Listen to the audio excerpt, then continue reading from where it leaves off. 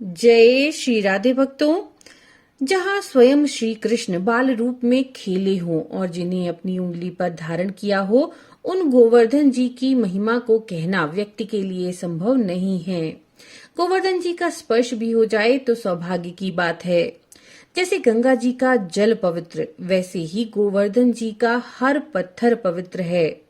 गोवर्धन जी के पत्थर में ऐसी विशेषता है कि जो भक्त परिक्रमा करने जाते हैं वे इसे सहेज कर रखते हैं। आज हम आपके लिए यहाँ पे गिरिराज गोवर्धन जी की महात्म्य कथा लेकर के आए हैं, जो गर्ग संहिता से ली गई है। तो चलिए शुरू करते हैं वो कथा। राजा बहुलाश्व ने सेवा करके नारद जी को बहुत प्रसन्न किया। नारद जी के वो शिष्य हो गए तो उनसे ज्ञान प्राप्त करने लगे। नारद जी ने एक बार राजा बहुलाश्व को पृथ्वी के तीर्थों के बारे में चर्चा आरंभ की। नारद जी ने बताया कि साल में वो एक बार गोवर्धन जी को प्रणाम करने जरूर जाते हैं। अब बहुलाश्व ने नारद जी से पूछा, हे देवर्षि, ऐसी क्या खास बात है गोवर्धन जी में? मुझे भी गोवर्धन जी के महात्म्य की कथा सुनने की इच्छा हो रही है। मेरी जिज्ञासा को शांत करिए। बहुलाश्व के निवेदन पर नारद जी ने गोवर्धन जी की महिमा सुनानी शुरू की। गौतमी गंगा यानी गोदावरी नदी के तट पर विजय नामक एक ब्राह्मण रहता था। विजय का कुछ कर्ज मथुरा में बकाया था, वही वसूलने के लिए वो मथुरा गया। दिन में उसने अपने वसूली का काम किया और शाम को चल पड़ा अपने रास्ते पर। गोवर्धन गिरिराज तक पहुंचते पहुंचते अंधेरा होने लगा। चूंकि विजय के हाथ एक लाठी के अलावा और कोई भी हथियार नहीं था, तो उसे चोरों का थोड़ा डर महसूस हुआ। इसलिए उसने गोवर्धन जी के पास से ही एक गोल चिकना सा पत्थर उठाकर साथ रख लिया। डर भगाने के लिए हरे कृष्ण हरे कृष्ण हरे कृष्ण हरे कृष्ण भजता भजता जंगल के बीच से ब्रजमंडल को पार कर गया। थोड़ा ही आगे बढ़ा होगा कि तभी उसके सामने एक 3 पैरों वाला राक्षस आकर खड़ा हो गया। राक्षस का मुंह उसकी छाती पर था। 1 बांस लंबी उसकी जीभ लपलपा रही थी। वो विजय को निगलने के लिए तैयार था। भूखा राक्षस विजय की ओर बढ़ा। विजय ने गिरिराज जी के पास से गुजरते समय गिरिराज जी का जो गोल पत्थर उठा लिया था, वही उसने आत्मरक्षा के लिए वही पत्थर राक्षस को मार दिया। विजय को यकीन था कि इतने बड़े राक्षस का इतने छोटे पत्थर से कुछ नहीं होने वाला, इसलिए पत्थर चलाने के बाद डर के मारे घबराहट में उसने आंखें मूंद ली। थोड़ी देर तक खामोशी रही। जब विजय ने अपनी आंखें खोली तो उसने देखा कि राक्षस का तो कहीं अता पता ही नहीं। उसके सामने तो साक्षात भगवान श्री कृष्ण खड़े हैं। बड़े अचरज में पड़ गया वो और हाथ जोड़कर खड़ा हो गया। इससे पहले कि विजय कुछ कहता, वंशीधारी स्वरूप उस व्यक्ति ने विजय से कहा, आप धन्य हैं जो मुझे इस राक्षस योनि से आपने छुटकारा दिला दिया। विजय ने सोचा, ये क्या आश्चर्य है, वंशीधर स्वयं श्री कृष्ण मुझसे कह रहे हैं कि मैंने इनका उद्धार किया। भला ये प्रभु की कौन सी माया है। वो बड़ा चकित हो गया और उसे देखने लगा। वंशीधर ने उनके मन की बात पढ़ ली और उनका कौतूहल कम करते हुए निवेदन किया। उद्धार गति से गुजरे उस राक्षस ने विजय का बार बार आभार प्रकट किया। वह बोला, हे ब्राह्मण, इस पत्थर के शरीर से छू जाने भर से सिर्फ मेरा उद्धार ही नहीं हुआ, बल्कि मैंने श्री कृष्ण का सारूप्य प्राप्त कर लिया। मैं उनके जैसा हो गया। ये सब आपके द्वारा मुझ पर चलाए गए इस पत्थर की महिमा है। इस छोटे से पत्थर के प्रहार से ही मेरे अंदर के शाप का संहार हो गया। आप मेरे उद्धार का माध्यम बने, इसलिए आपको बार बार नमस्कार है। विजय बोला, ये क्या बात कर रहे हो आप? मुझ में उद्धार क्या सामर्थ्य कहाँ? अगर ये चमत्कार इस पत्थर की महिमा से हुआ है तो वह मैं नहीं जानता। आप तो मुझे इस पत्थर की महिमा बता करके कृतार्थ करिए। ब्राह्मण विजय की बात को सुन करके भगवान श्री कृष्ण जैसा दिखने वाला वह वंशीधारी बोला, गिरिराज जैसा तीर्थ न पहले कभी हुआ है न भविष्य में कभी होगा। केदार तीर्थ में 5000 साल तप से जो पुण्य मिलता है गोवर्धन जी से क्षण भर से मिल जाता है। महेंद्र पर्वत पर अश्वमेध यज्ञ करके मनुष्य स्वर्ग का अधिपति बन सकता है, जबकि गिरिराज जी पर यह यज्ञ करने से वह स्वर्ग के मस्तक पर पैर रखकर सीधे विष्णुलोक को जाता है।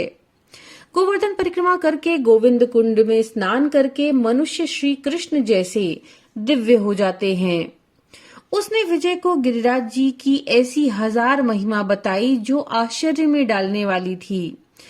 तब विजय ने पूछा, तुम दिव्य रूपधारी दिखाई देते हो, पर तुम भगवान श्री कृष्ण तो हो ही नहीं, तो तुम कौन हो?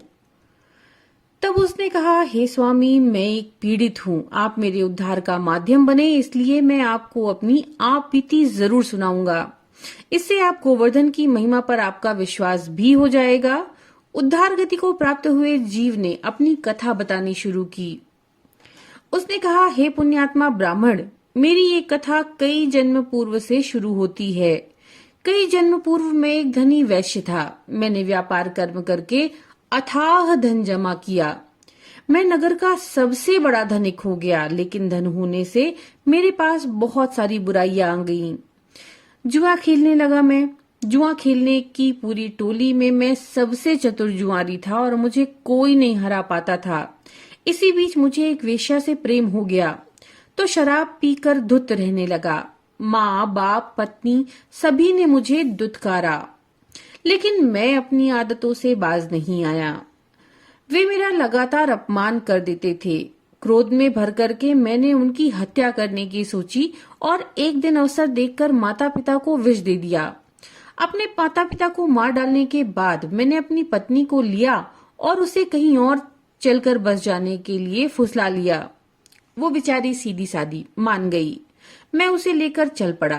रास्ते में मैंने पत्नी की भी हत्या कर दी। अब ना तो कोई धुतकारने वाला था और ना ही कोई धन व्यय करने पर रोक टोक लगाने वाला था। धन और अपनी प्रेयसी वेश्या को लेकर मैं दक्षिण देश की ओर चला गया।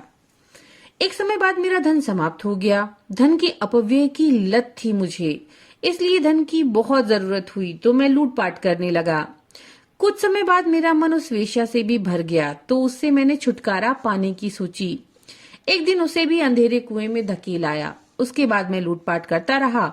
लूटपाट के लिए मैंने सैकड़ों हत्याएं की। एक दिन मैं लूटपाट की नीयत से वन में भटक रहा था। उस दिन मैं थोड़ा असावधान था। अचानक एक विषैले सांप के ऊपर मेरा पैर पड़ा। असावधान होने के कारण सर्प ने मुझे डस लिया। उस निर्जन वन में मेरी सहायता करने के लिए कोई न था। विष के कारण तड़प तड़प कर मेरी मृत्यु हो गई। मेरे कर्म बहुत नीच थे। मेरे कर्मों का दंड मुझे बहुत भयानक निर्धारित हुआ। मरने के बाद 84 लाख नरकों में मैंने एक एक साल यातना सही। फिर 10 बार सुअर बनकर के पृथ्वी पे जन्मा। उसके बाद 100 साल तक ऊंट, शेर, भैंसा और 1000 साल के लिए सांप हुआ। फिर कहीं जाकर मैं राक्षस हुआ। राक्षस बनने के बाद मैंने एक दिन एक व्यक्ति के शरीर में समा गया। मेरी ऐसी योजना थी कि रात में जब एकांत पाऊंगा तो इसे खा जाऊंगा, लेकिन संयोग देखिए कि वो व्यक्ति व्रजभूमि जा रहा था। इस तरह से अनजाने में मैं ब्रजभूमि में प्रवेश कर गया। वृंदावन में प्रवेश के बाद उस व्यक्ति ने यमुना तट पर आकर यमुना को प्रणाम करने के बाद आचमन किया। बस वहां गुप्त रूप से उपस्थित श्री कृष्ण के पार्षद मुझे पहचान गए।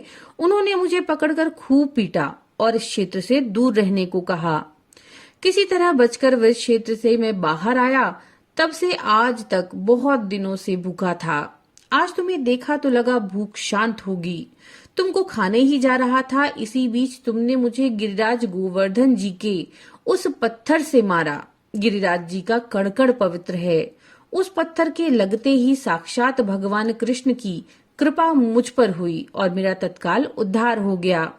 ये सब आपके प्रयासों से ही हुआ है। उद्धार गति को प्राप्त वह सिद्ध जीव अपनी कथा सुना ही रहा था कि तभी गोलोक से एक रथ धरती पर उतरा।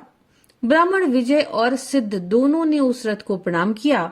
सिद्ध को उस रथ में बिठा लिया गया और रथ श्री कृष्ण के धाम को चल पड़ा। इतनी कथा सुनाकर नारद जी बोले, हे बहुलाश्व, वह सिद्ध तो श्री कृष्ण धाम को चला गया। ब्राह्मण भी गिरिराज की महिमा जान गया। उसने गिरिराज जी की परिक्रमा की, फिर सभी गिरिराज देवताओं के दर्शन किए और घर को लौटा।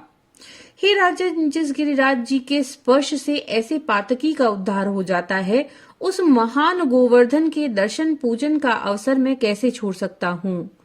जो भी जीवन काल में कम से कम एक बार गिरिराज की परिक्रमा कर लेते हैं, वे श्री कृष्ण के प्रिय हो जाते हैं। गिरिराज गोवर्धन का छोटा अंश भी वैसे ही पूजनीय है जैसे मां गंगा के जल की हर बूंद। तो भक्तों, ये थी गिरिराज गोवर्धन के महात्म्य की कथा। नमो नारायण।